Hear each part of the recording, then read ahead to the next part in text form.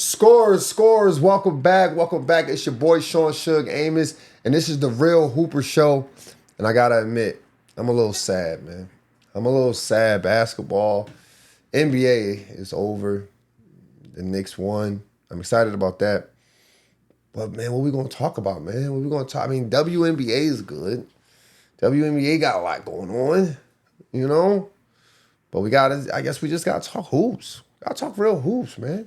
So that's what we're going to do today. We're going to talk about what's going on in the basketball world, some of the conversations that's being had at this moment. And I want to react to them. I want to talk about them, man. I got my guy E here. Yo, what's good, bro? What's up, man? How you feeling, bro? Feeling good, man. Man, that's what I like to hear, bro. Listen, bro, even if you told me you wasn't feeling good, I wouldn't have cared anyway. Like, you know what I mean? That's just something I like to ask. You know, it's nothing I really care about. Like when I ask somebody like, how you feeling, man? Yeah. I'm just hoping they're like, it's good. I hope you don't got like, you know, my turtle died. And you know, man. And then the goldfish, they about to go too. That's crazy. My dog gotta get nails clipped. You know, I don't really care about that, bro. I don't care about that. I'm one of them people, bro. Like, you know? Yeah. I'm one of them people. Like I got a dog. But I don't care about other people's dogs. Like I walk my dog, they be like, oh, how old is your dog? What's your dog's name? And I feel like, I gotta ask them about their dog. You know, I'm one of those people, bro.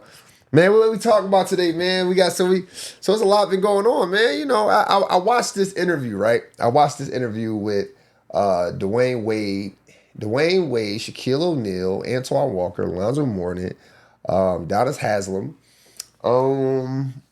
Donnell Arthur, all guys who played, Gary Payton, all guys who played for the Heat. And they had some interesting stories. And I like watching these videos because they, you know, when you grew up in that era, in real time, we didn't really get the back end. We didn't really get what was going on in the locker room. As fans at that time, all we had a chance to do was actually just see them play. So I'm watching, and you know they're doing comparisons, and that was pretty interesting to me because for the comparison part, I like to know who they think they play like, or who in the league at this moment they play like. So we want to play the clip. Yeah. So play the clip where Alonzo Mourning got offended. Alonzo Mourning got offended with this. Let's check this out.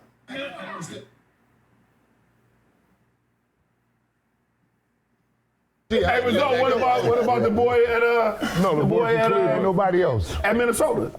Who is that? Rudy Gobert? Rudy. Oh, hell no.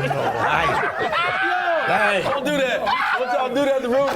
Don't y'all do that to Rudy. I didn't insult you. I just said, would I be close to you? What's wrong with Rudy? What's wrong with y'all? Listen, hold up.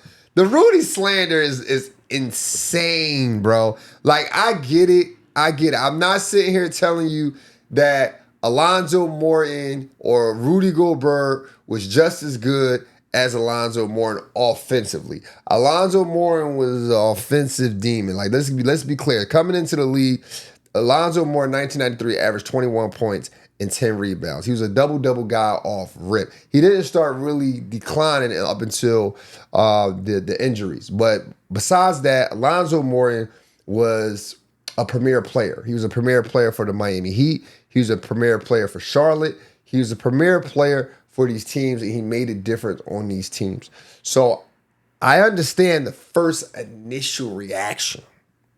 But defensive-wise, I think him and Rudy Gobert, I think they have similarities.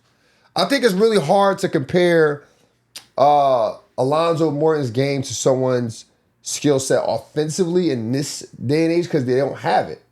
They don't have like a back-to-the-basket player. Alonzo Mourning, he did some face-ups. He would do more face-ups. He's that hard jab to the left, go right, throw that hook shot over the right shoulder. That was his like go-to move. You don't really have guys like that as a premier player anymore. So it's hard to compare them, right? But if I'm looking at Rudy Gobert's his stats, right? He comes into the league, didn't do much. You know, it was just coming from overseas, so he still had to get acclimated with the NBA game. So the first 3 years, he averaged in between 2 and 9 points. But then once he started getting his groove, 2016, 2017, 14 points. 14 points, 12 rebounds, average almost 2 blocks. Same thing with even the years where he wasn't scoring a lot, he always averaged a double digits. And when it comes to rebounds, always. Up until maybe the last 2 to 3 years that I'm looking at where he didn't average like 11 rebounds. But Rudy Gobert I think is a fair comparison when it comes to defense. Now, offense, are we still playing this clip? No. Okay. Clip that, yeah. Offense-wise, they said Alonzo Mourning reminds him of Cat. You know what that remind me of, man? You know what I think they tried to do? They tried to massage it. They tried to massage his ego. You know, they was like they thought he would feel. They thought that he would look at that as a compliment. Like, yeah, that dude in Minnesota. What's the dude in Minnesota name? Yeah, Rudy. Yeah. He was like, oh hell no. Yeah. Then they was like, oh shoot. Oh, I thought that was a good comparison. And then they was like, oh, but you like Cat on offense. Nah, you ain't like Cat. Like you not like Cat, bro. Like Cat, listen, bro. Did Cat have like a 60 or 70 point game? Yeah, 60. Yeah, you ain't. I mean, don't get me wrong. Alonzo Mourning had a 50-point game. He had a 50-point game against George Murson for the Wizards. George Murson was 7-7. Yeah. So he was a dog. But if we're looking at offensive skill set, Yeah, it's not that. Okay. It's not that. I ain't gonna say it's I that. thought you. No, I ain't going. I don't think we can compare it. Maybe Bam. Nah, I wouldn't say Not even, Bam? I wouldn't say even Bam. Not Bam? Maybe Bam is more comparable, But I don't know Alonzo Mourning's game like that, so Bam shoot threes. That's what I'm saying. It's hard. Alonzo going to give you 12 to 15 feet, if that. But for the most part, he going to be in the right place at the right time. He had good point guards on his team when he did flourish. When he was with the Miami Heat, he had Tim Hardaway, who was dishing that thing off. Man, you know, on the offensive end, I'm trying to think who. Bam ain't a good one, huh? Bam ain't a good one. I personally, I'm trying to think off the top of the head who scores. Embiid, Like Alonzo. Embiid is there. I was thinking Embiid, but again, Embiid shoot threes. if we do removing a 3-point shooting, just Okay. how Embiid scores. You get Embiid in there. Okay. I like Embiid. I think you might have to do Cat then. Nah, he probably got the quickness of Cat. Yeah, I'm just saying. Cat Cat could kinda beat you off quick. the dribble. Yeah. Cat kind of quick. But then again, Embiid got a jump shot though. Yeah, he Alonzo Mourning, I didn't refer to him like as a jump shooter. Like he can hit shots. Like he's definitely a shooter in some regards. And you can't look at his actual field goal percentage because his field goal percentage is going to be high anyway. Because he took a lot of layups, took a lot of dunks, ran the floor. Damn. Somebody help me out in the comments, man. Help me out in the comments. I'm trying to think off the top of the head who Alonzo Mourning reminds you of when it comes. I like Bam, bro. I'm Embiid is a good one, but I think Alonzo was kind of quicker than Embiid a little bit though. I'm thinking more of the what's the word when he's facing face up. Face up. I'm thinking more of a face up game. Embiid has a face up game. Alonzo Mourning seems to have a face up game. Yeah. I mean, it's hard to compare the old school dudes to modern day, man. The guys in the 90s. And not because I don't think they was capable of doing it, like doing the stuff that the guys do today. I think it's just more about what was allowed. When I was growing up, if you were a big man, it wasn't like Antoine Walker was like crazy because he was in the lane. He was throwing the ball between his legs in the middle of the paint, scoring on guys. That was like crazy to us when he was with the Boston Celtics. When you was a big guy, you catch the ball, drop step, pump fake. You always go to the middle, hook shot. up and under. Like, that's all you really did. Catch the ball off the rim, go score the layup. The guys who did that at a high and efficient rate were the best big men. And you didn't have to do much. If you shot a 12-foot jump shot, great. 15-foot jump shot, great. You can stretch the floor a little bit from that range, great.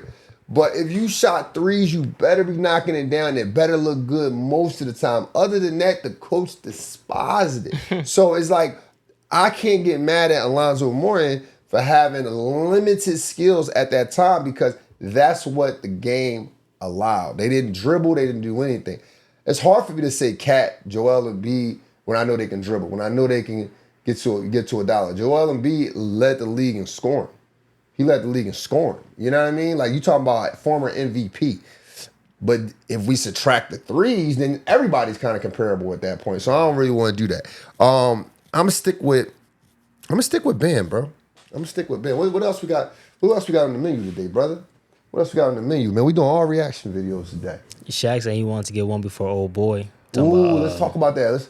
Let me see what Shaq talking about. Now, this is important. This right here is important, bro. Because everyone always see, here's the thing. I'm not going to lie to you, man. First off, R.I.P. Kobe. When Kobe passed away, right? When Kobe passed away, I feel like guys start backpedaling a little bit. You know what I mean? Like, don't get me wrong. I think Shaq and Kobe was in good standings before he passed away because they did do that interview. They did talk. But when growing up and you follow basketball, you know Shaq and Kobe didn't like each other. And they had their reasons. They had their reasons why they didn't like each other, and they had a lot to do with off the court. Had a lot to do with they had a lot to do with the ego, the male ego, the alpha ego. So they couldn't coexist. They couldn't coexist. And when Shaq left, Kobe's biggest quest was to have more rings than Shaq. And Shaq's quest was, I want to show y'all I can win without Kobe. Well, I can win again without Kobe. Because Kobe felt like, yo, this is my ship. You should be working harder. And Shaq like, yo, I don't know what you talking about, bro. I was here before you, and I've been that guy. I got 3 finals MVPs. You fall in line. So it was a big deal. So check this clip out. Let's take a look at this. Why do you need that championship so bad? Because I wanted to get one before, old boy. That's it. Yeah, that's it. That's the only reason. That's it. That's So all. we was just You chasing who? I ain't chasing nobody. I wanted to get one before, old boy. Get one for Kobe. Before Kobe. So we was just pawns. You was just pawns in your story. The whole time we was just Yeah. Oh boy. Now, here's the thing that stands out to me the most. He didn't say I wanted to win. I wanted to get one before Kobe. I wanted to get one before my little brother. He said I want to get one before old boy. That emotion came back. He put himself back in 2005, 2006. He remember the feelings and the emotions that he had when him and Kobe was going through it. Cause any other time he talk about Kobe, he called him his little brother. Oh, my little brother. When any other time he want to speak on Kobe is nothing but, yo, Kobe's the greatest, he's this. He called him by his name. That time, I wanted to win before old boy. And I say this, man, I think that's where, not to do too much on Kobe, but I think that's where Kobe spent most of his career competing with everyone. I wanted to be better than Jordan.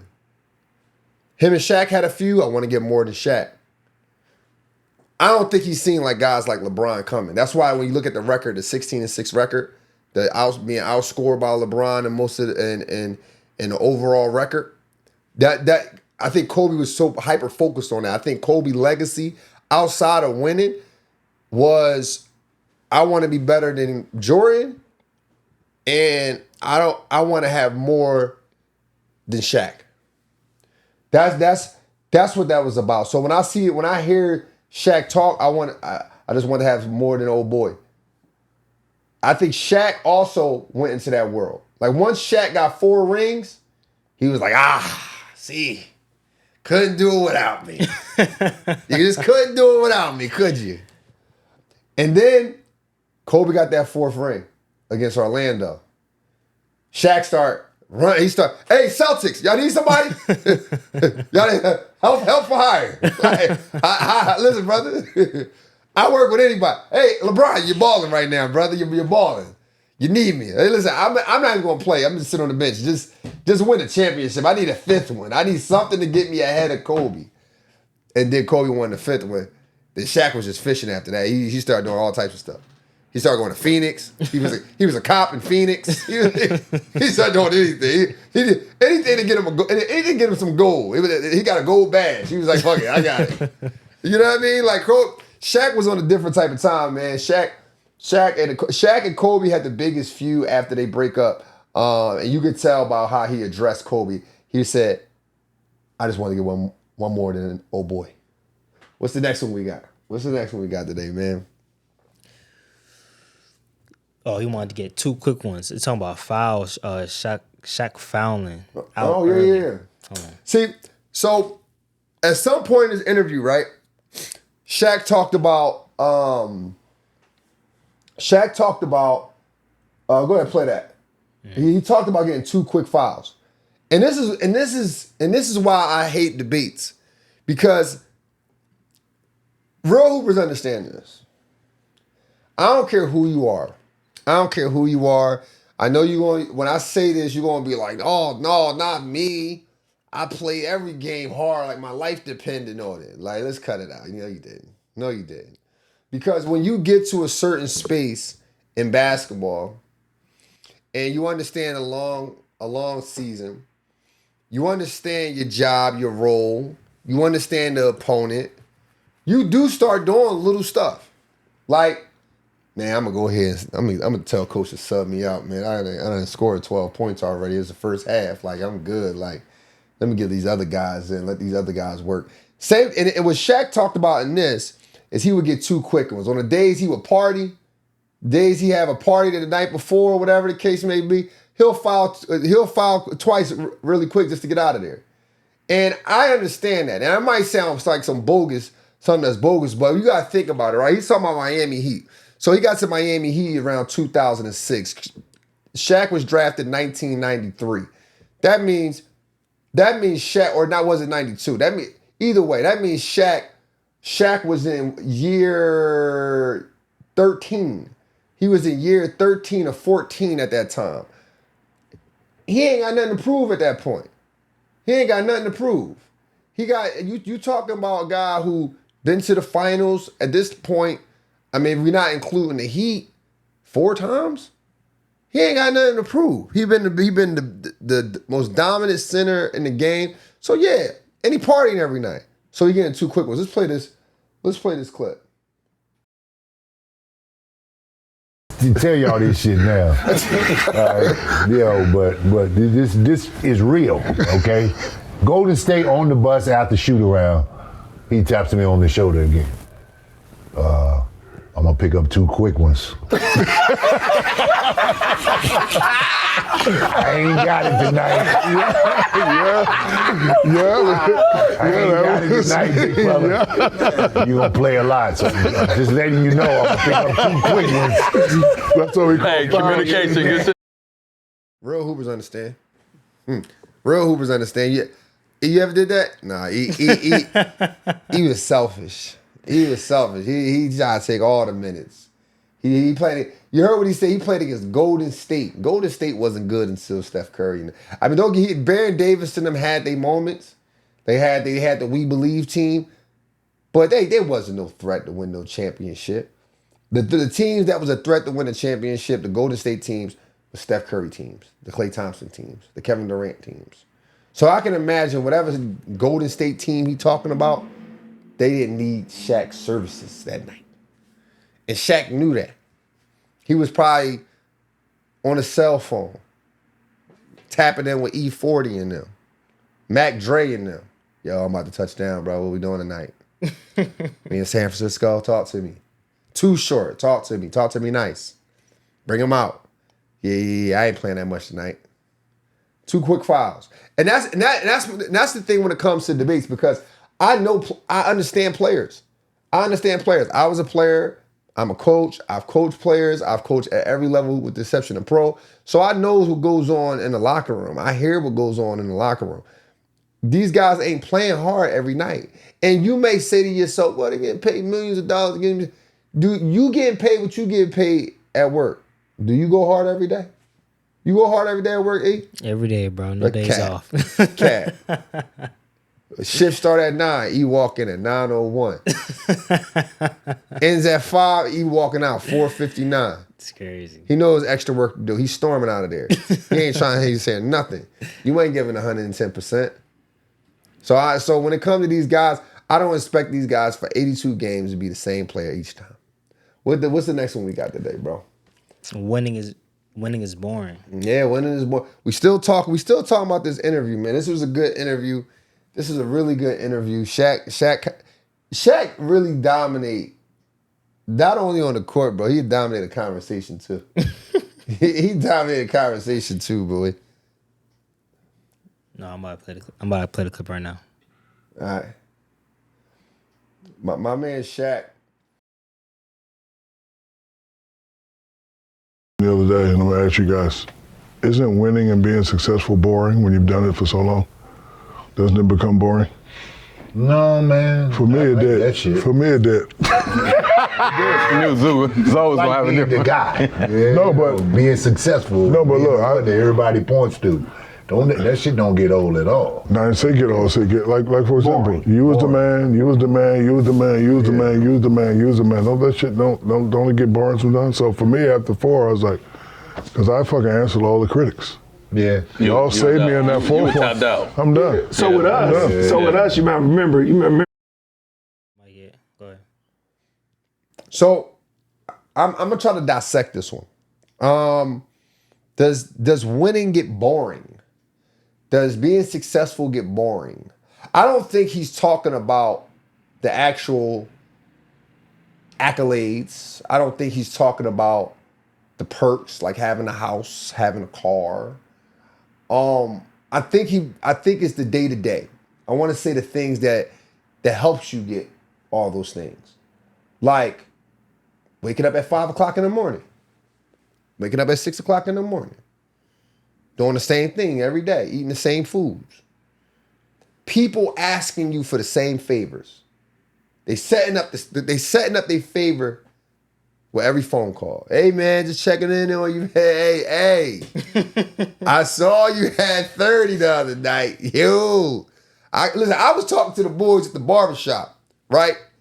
The boys at the barbershop, I was telling you was gonna get that boy 40. And then you know when we came up, they talking about the barbershop for sale and shit. You know what I mean? And it's crazy because it's the same barbershop me and you went to, right? And they only asked for 60,000.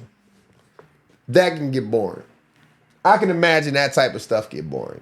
You know what I mean? Like I don't think he means like the actual perk. I don't think he's like, oh man, it gets so boring getting in the car, like getting in my nice car. Like no. He also mentioned the critics. He answered the critics. That can get boring, right?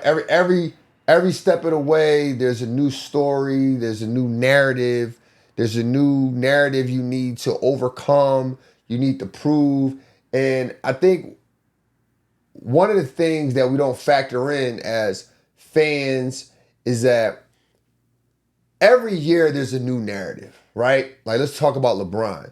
With LeBron, the narrative was early in the year was stat padding, right?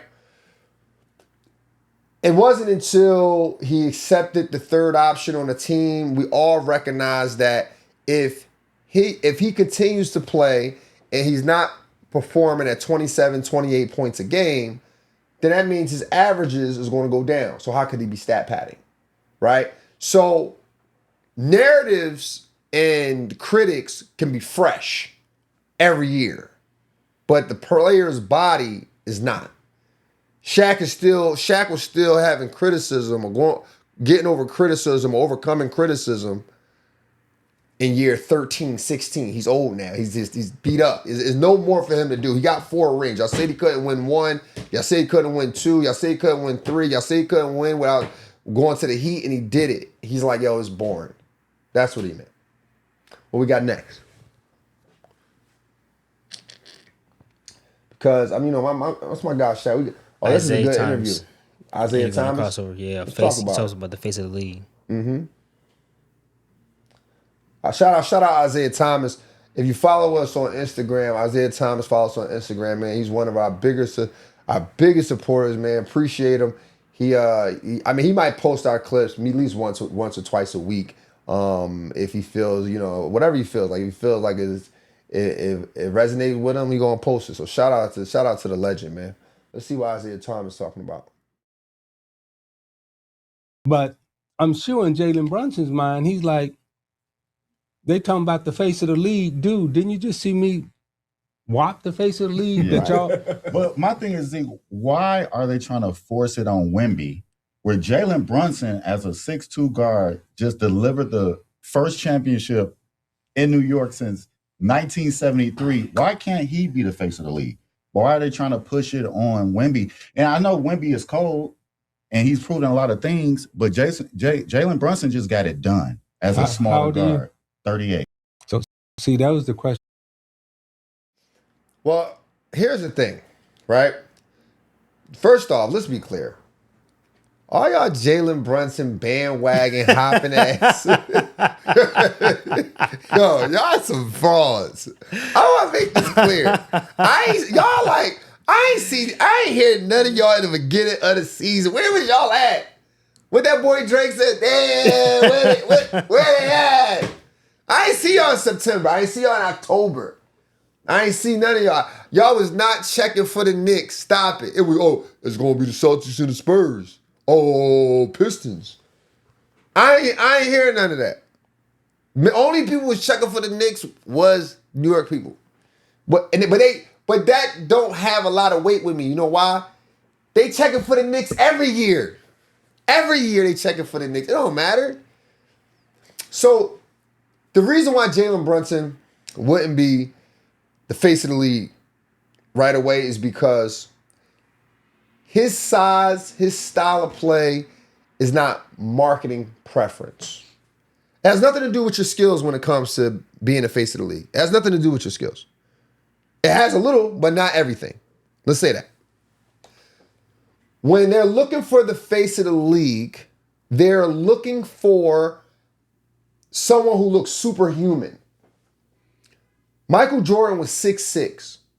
He can jump, fly, everything we used to look at him as. How often do you walk up the street and you run into someone who's 6'6"? Not often. Then imagine this person shooting, dunking, playing defense, all these things. Superhuman. Now, you may say, well, Steph Curry was the face of the league. True. But in order to be the face of the league and you under 6'5", 6'6", you have to have the people's attention. They wanted to make Allen Iverson the face of the league. They did. They tried. But he had too much stuff going on. Too much jewelry. too much rap albums. Hanging with the... Too much. But he had the attention of the public. Everybody was cutting up socks, wearing it as a sleeve. They knew he had the attention. Steph Curry, every kid is shooting threes, even if they can't shoot threes. If I coach, if I try to teach a kid, hey man, shoot this 15-footer, hey man, shoot some form shots, work your way back. You know what they're doing? Let me try to shoot this three though. Let me shoot this three before I do the form shooting. What? Come on, bro. What are we doing, man? What are we doing? Jalen Brunson, if kids start jump stopping in the paint, he got the people attention. If kids start shooting 15-footers, he got the people attention. If they start making one move and staying on the driving line and attacking, he got the people attention. He might be the face of the league. But they're going to keep pushing Wemby. Why? Wemby's 7'4". He is a skilled athlete. He looks superhuman. If you had a brand, if you had a league, Do you want the person who is at average height? At average height to be the face, or someone that's going to be attractive? Do Jalen Brunson got a nickname? Captain Clutch. Nah, bro. He just made that up. He just made that up. Hell no, bro. Heck no. And that's kind of. And I might even, and I might have to pause that. What? Captain Clutch is crazy. I was just listening to that. Captain Clutch, bro. Captain Clutch, Captain Clutch. I need to say Captain Clutch. I was like, that's kind of crazy. Captain Clutch. Captain Clutch. Nah, that ain't it. It's cool, but it ain't better than the alien. Nah, it's not better than it. Ain't better than the alien. Everybody, if I told you they caught an alien last night, is at the museum, would you want to go and see it? Yeah, of there course, you go. There you go. You want to go see that before you see Captain Clutch. If I told you Captain Clutch is pulling up to the building, you wouldn't want to go see him, bro? Over aliens? I would go to the museum and see the alien before I see that damn. Before I see somebody score a couple points in the last minutes of the game. I don't care what you talking about now. I ain't gonna lie to you. Now, so when we sit here and we talk about the face of the league, it's a marketing preference. It's a marketing preference, man. Wemby superhuman, bro. They're gonna push it. They're gonna continue to push it, man. What's next on the menu? We got Isiah Thomas still, and you was talking about how they couldn't leave his teams back in the day.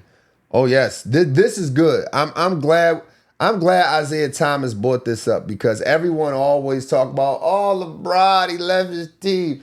Jordan would have never. Let's get into this clip. Let's see what Isiah Thomas is talking about. Now,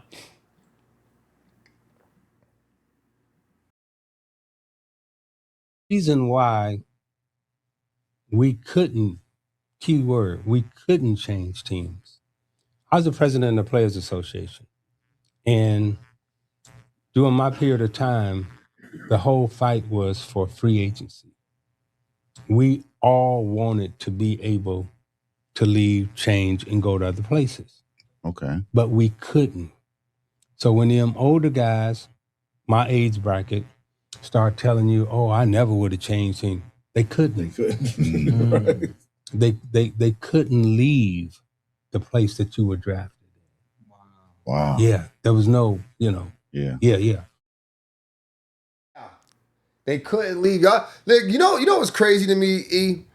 That people really believe that basketball is some type of gladiator sport.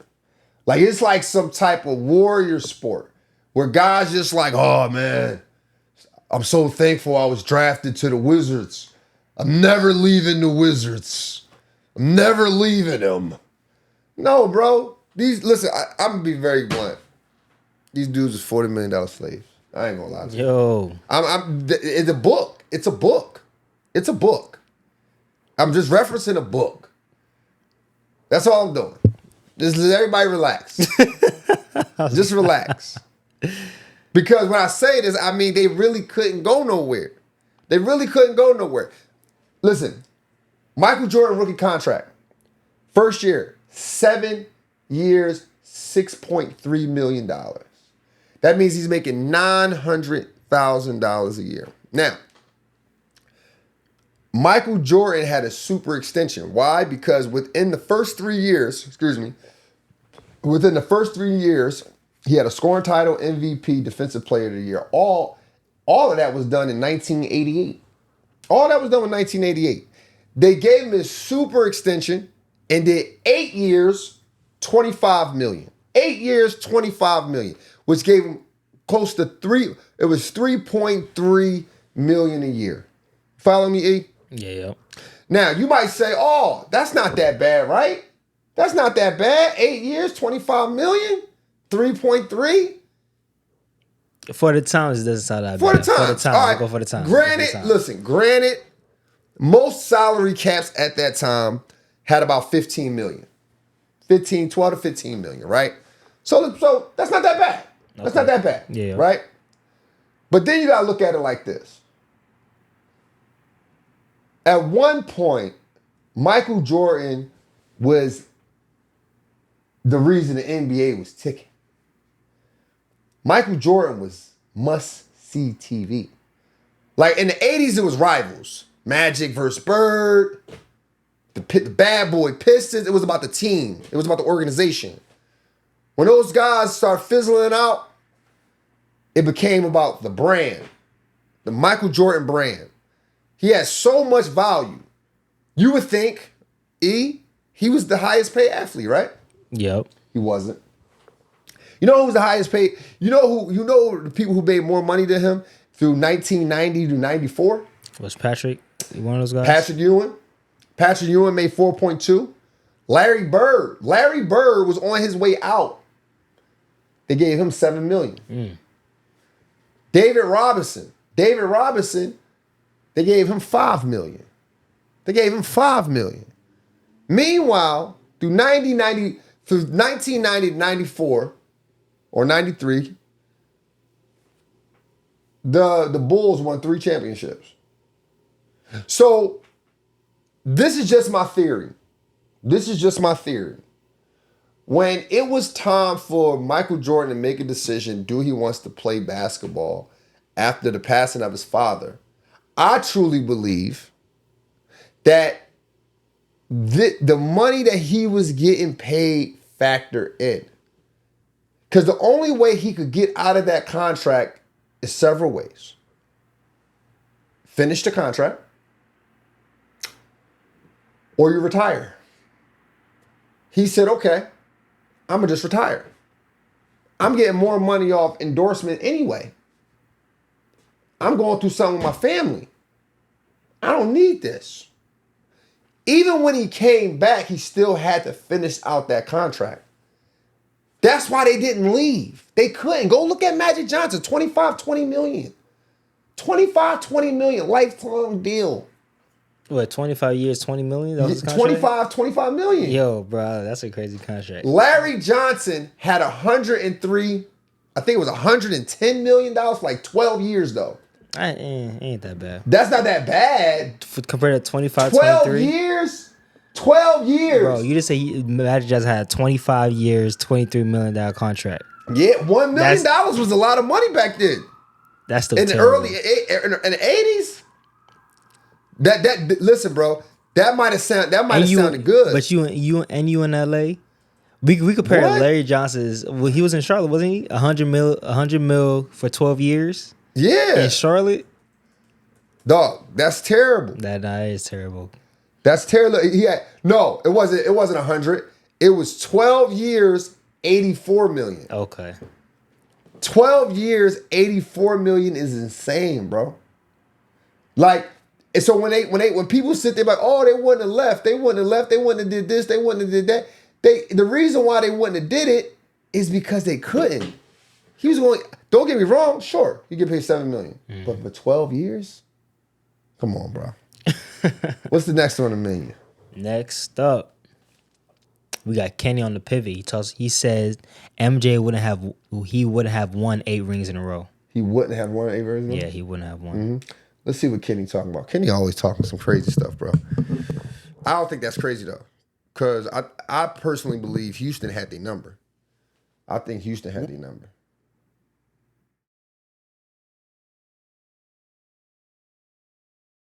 Be part of that. But do you really believe, honestly, he would have won 8 championships in a row? We saw The Last Dance, all of the stuff that was going on internally with the team. And the one thing that I always thought why we can beat them the second year was they were too small. When no Horace Grant had already went to Orlando, and Dennis Rodman wasn't there. That's the reason they lost to Orlando. If Horace Grant was still with them, they would have beat Orlando. But the fact that he was gone, they became such a smaller team, and we had Dream. Yeah. And if you're not double teaming Dream, forget that. If you can't single coverage Dream, you cannot beat us because we splashed you up too much from 3. And so they had no one could guard Dream, and they would have been playing him one-on-one. And then if they try. Now, I agree.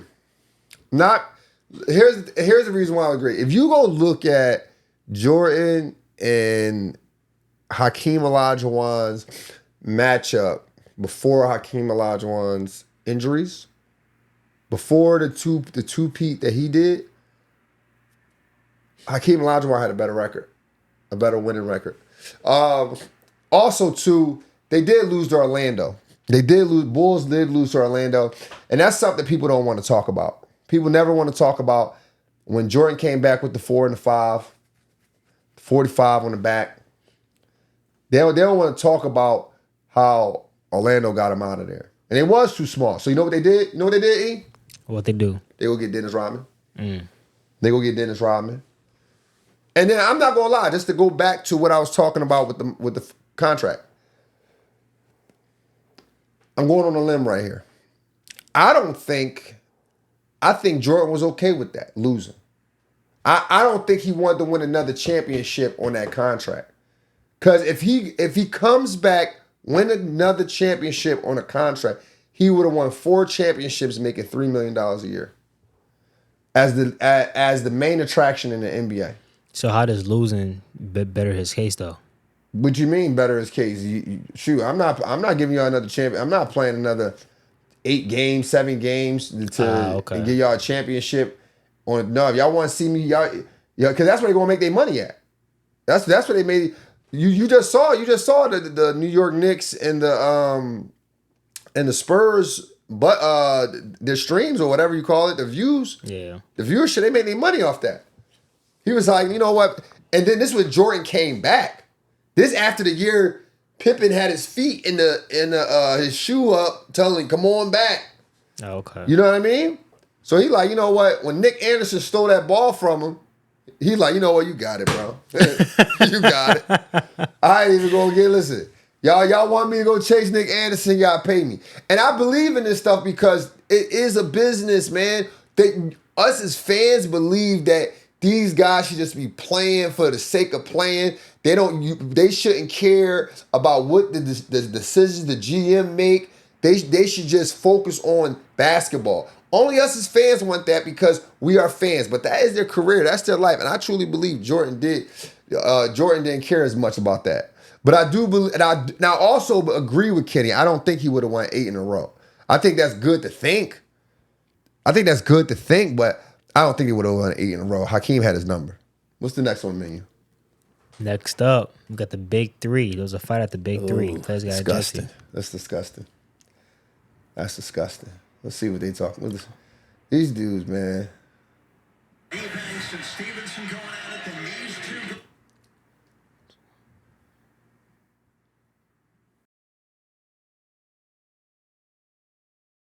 No mic.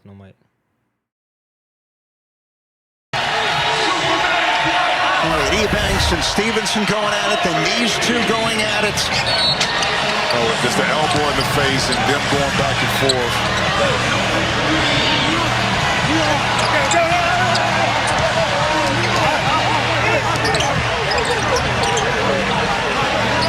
I'm all for the physical play, but I want to see guys hoop. Here's the thing, man. We got Lance part in this. No, we got Lance in this. I'll pull it up. I'll pull it up. Pull it up. So here's the thing. Let's talk about Beasley while you pull it up. So here's the thing with Beasley, right? I think it's more WWE with him. Like, I think he knows what sells. I think him going out and just playing basketball no longer sells. I think he understands that people want the antics. People want the wild stuff. But I don't think he understands that we really don't need it. There's a difference between wanting something and needing it. I think his game speaks for itself. You don't got to do that. And I don't know what they got against Dwight Howard. I saw another clip online where Bees was shooting around. Dwight Howard was walking in the gym. Bees had said something slick to Dwight Howard. Dwight Howard is constantly ignoring these guys. He's just trying to get to a bag. He's just trying to play some basketball. That's what I think they should do. I mean, I'm looking at, the biggest thing for me, 2 things in this. I'm looking in the crowd and I'm seeing young people. I'm seeing little girls, little boys. And it's such an intimate environment. Like they're right up on the court. It's not like a big court and it's 20,000, 18,000 people in the gym.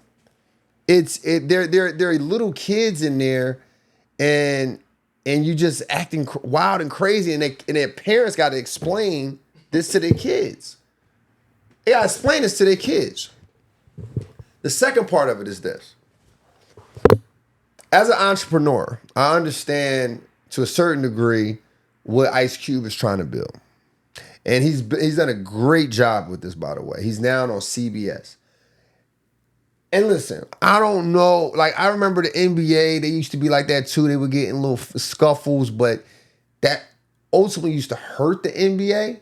That's why when Jordan came in, it was a good pivot to more wholesome and more wholesome entertainment.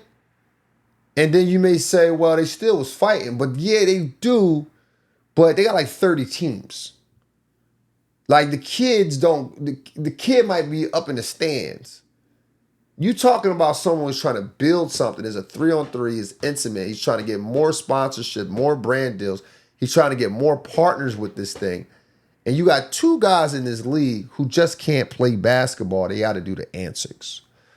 That hurts the business. I remember when I used to run leagues myself, smaller leagues, of course, but I would run these leagues in these areas, and there's always a couple knuckleheads that's want to linger around. It'll cost $10 to get in. Oh, I ain't paying $10 to get in, bro. This is our part. You better be glad we let you up in here. It's still your part. You can have that from done. That's good. You know what I mean? You can have it. So. But there's always some knuckleheads that kind of ruin it. And you got now I'm sitting at the door and I gotta watch these guys, gotta talk to these guys. They on the phone, yo, come up here. You know, a couple guys come up there, and they start looking in there, and now everybody looking all uncomfortable. They got 10, 11-year-olds in there playing basketball. You know what I mean? So it's like one of them things where, man, I really, you know, I don't know if this is like some WWE stuff for them, but Mike Beasley, you don't gotta do that. There's a difference between wanting something and needing something. We got Lance portion in this? Yeah, I got Lance. Here we go. Let me see what Lance talking about, man.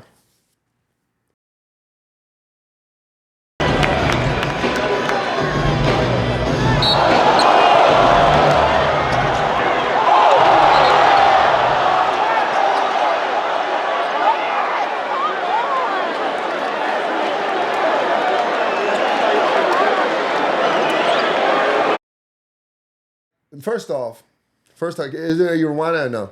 Yes. You don't gotta rewind it.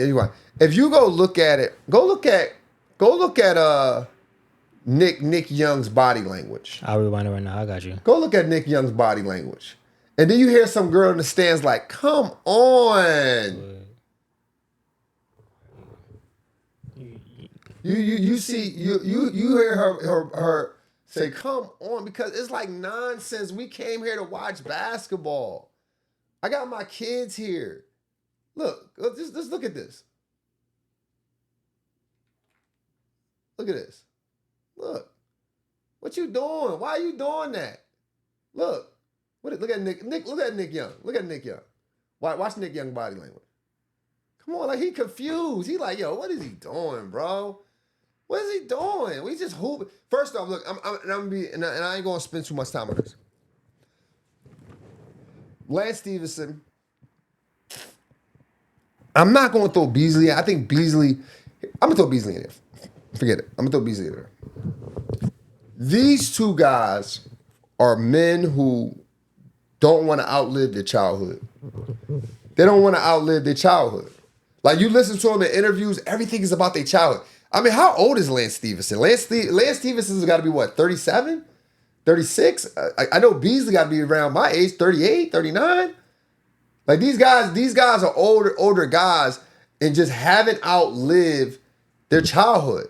Their ego means everything. They're 35 years old. Their bravado is everything to them. They want everybody to see their ego rather than their game. So when you sit and you watch some of these players, Beasley, 37, you sit and watch some of these players and you see how they act at that age. Just imagine when they was young. Just imagine them young with money. Just imagine it. So when they sit in these interviews and say, oh, they didn't give me a fair shake. They didn't give me a no. You acting like this at 37. It ain't even an audience for you for this. There is not an audience that has money. The 37-year-old, I'm gonna be real with you, bro. I'm gonna be real with you because I hate to see my people like this. The 37-year-olds who love to see stuff like this are the same 37-year-olds who save Big Gold cups. I ain't gonna front. They just say the 37-year-olds who like to see stuff like this is the people who wash Wawa cups. I'm dead ass. You and these cups, bro. I'm serious. I can't imagine anyone of sophistication or anyone of intelligence, class, because that's where you at 37, 38. Hard worker, working for your family, working to build a family, positioning yourself for a better life. I can't imagine they doing this, bro. At 37, 38, I'm going to private runs. I just all my friends, we just having a good time. We just trying to burn a sweat or break a sweat, burn some fat. It's part of our workout routine. We not fighting. These guys are looking for fights everywhere. They ruining runs everywhere. But their bravado and ego and in this form of entertainment means too much to them. It means way too much to them. And I don't think they understand. We gonna pay the money to see you play regardless. You were great players without it. You could have been on mute and we would have seen you. Why? Lance Stephenson and Mike Beasley played each other one-on-one last summer. Now let me ask you this, E. Would you have watched that one-on-one game? Would you watch that one-on-one game if they weren't talking? If they wasn't talking? Yeah, if they wasn't talking in smack, if they didn't have a face-off, would you still have watched it? No, I'm not tuning in. I would have watched it. If they wasn't talking. Yeah, they good players. If they wasn't talking one-on-one, Lance Stephenson, Mike Beasley, you not watching that on the strength? For the culture? It would have been a fun game, yes, but the antics. I'm watching that. Nah, the antics, the talking smack made it more hype. No. Would you? I feel like the question would be: would it be more anticipated? Like, would you be like with a hype beater, with a build-up beater? Because that's what the smack talking did. I think it's good to talk smack for that. I think the entertainment portion and all that type of stuff is cool for that moment, right? That's what a face-off is. That's a face-off is a time where everybody with both players or opponents are all. I live on a loud street here. The opponents are all talking back and forth to each other. I believed in that, right? But at the end of the day, when you stop in the game, they had to forfeit this game. Oh, they had to forfeit this game because too many people got ejected. Yeah. You ruining the moment. That's different. Now let me ask you this. They playing one-on-one, right? Mm-hmm. They play one-on-one. And then halfway through, they get into because they never really fighting. They never really fighting. Right? They never really fighting. They really let's call it a scuffle. Yeah. And then they say, "Oh, we can't have a one-on-one no more." Do you still like it? Nah, I'll be more bummed out. Exactly. You ruining it. You ruining the experience. You feel me? Yeah. And then when y'all had an opportunity to prove how tough you are with the MMA match, you tap out the first 30 seconds. Come on, man. Something ain't adding up, man. Something ain't adding up, bro. Mike B's, Lance Stephenson, man. Let's do better, bro. Let's do better. Man, make sure y'all check us out, man. We on every social media platform, Score Society. Man, support the brand. You know, I think I got a few of these hats left. We got some comfortable shorts, comfortable hoodies. 25% off when you use code REALHOOPERS at checkout. Make sure y'all tap in. Go to goalsactivewear.com. And get yourself some shorts, man. Get yourself some hooping gear. And if you are an athlete, you have a niece, nephew, a son who's an athlete, and they're being under recruited. They not getting enough eyeballs on them. You're tired of going to all the AAU games, paying all the money. I'm gonna help you out. We partner with Scouter's College. Scouter's College is a recruitment platform. It's a recruitment platform that you can just make a profile, put your game film in, and now hundreds of coaches can view your game film. They can filter out what player they want. We want to look for a 6'2 player, 220 pounds, and they start finding you. So make sure you go to scouterscollege.com, check it out. They also offer NIL deals. If you decide to upgrade your profile, use code SCORE Society. Use code SCORE Society and get yourself a discount, man. But there you have it, man. That's another show for the real hoopers. We out of here. Until next time, let's continue to think elite and together. Welcome to SCORE Society.